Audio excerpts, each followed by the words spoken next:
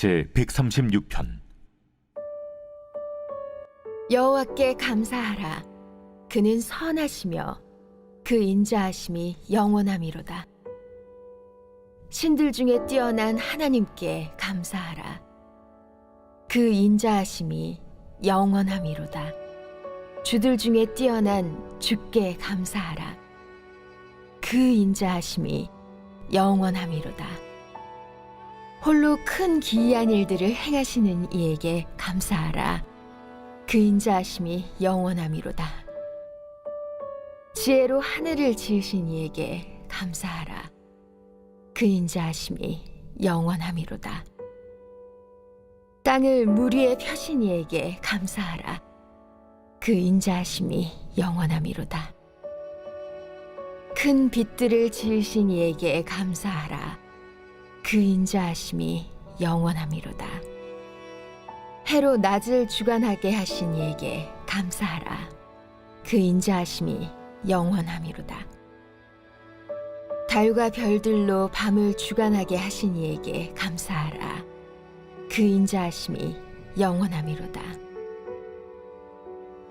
애굽의 장자를 치신 이에게 감사하라.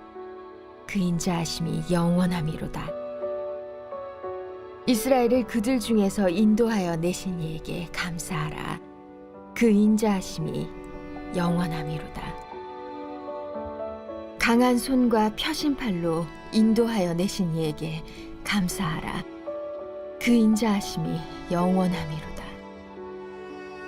홍해를 가르신 이에게 감사하라. 그 인자하심이 영원함이로다. 이스라엘을 그 가운데로 통과하게 하신 이에게 감사하라. 그 인자하심이 영원함이로다. 바로와 그의 군대를 홍해에 엎드려뜨리신 이에게 감사하라. 그 인자하심이 영원함이로다. 그의 백성을 인도하여 광야를 통과하게 하신 이에게 감사하라. 그 인자하심이 영원함이로다. 큰 왕들을 치신 이에게 감사하라. 그 인자하심이 영원함이로다. 유명한 왕들을 죽이신 이에게 감사하라. 그 인자하심이 영원함이로다. 아모리인의 왕 시온을 죽이신 이에게 감사하라. 그 인자하심이 영원함이로다. 바산 왕 옥을 죽이신 이에게 감사하라. 그 인자하심이 영원함이로다. 그들의 땅을 기업으로 주신 이에게 감사하라. 그 인자하심이 영원함이로다. 곧 그 종 이스라엘에게 기업으로 주신 이에게 감사하라. 그 인자하심이 영원함이로다. 우리를 비천한 가운데에서도 기억해 주신 이에게 감사하라. 그 인자하심이 영원함이로다. 우리를 우리의 대적에게서 건지신 이에게 감사하라. 그 인자하심이 영원함이로다. 모든 육체에게 먹을 것을 주신 이에게 감사하라.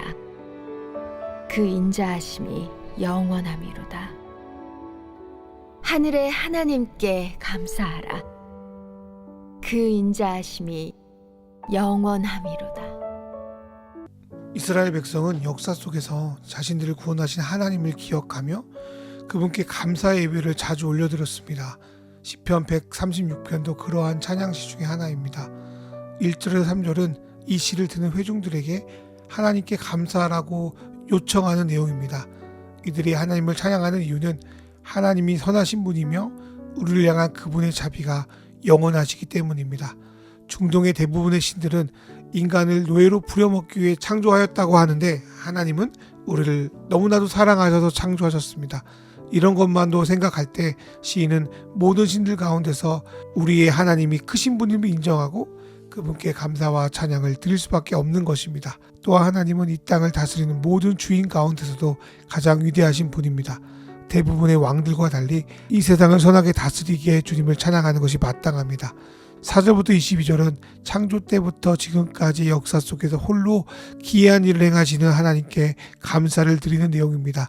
그분은 아무런 대가나 유익 없이 우리를 보고 좋았더라 하시기 위해서 우리를 창조하셨고 그 아들 예수를 보내시기까지 우리를 사랑하셨습니다. 우리는 이 하나님의 모습을 도저히 이해할 수 없는 은혜, 한량없는 은혜로 표현합니다. 4절에서 9절은 이 세상을 창조하신 하나님을 찬양하는 내용입니다. 그분의 창조는 우리가 상상할 수 없는 놀라운 지혜로 이루어져 있습니다. 대표적으로 둘째 날 물을 하늘과 아래로 나누신 것은 너무 신묘막측하고 대단한 은혜입니다. 우리를 재밌게 하는 공연에서도 우리가 박수를 치는데 그분의 창조사에게 우리가 박수치며 환호하지 않을 이유는 없습니다.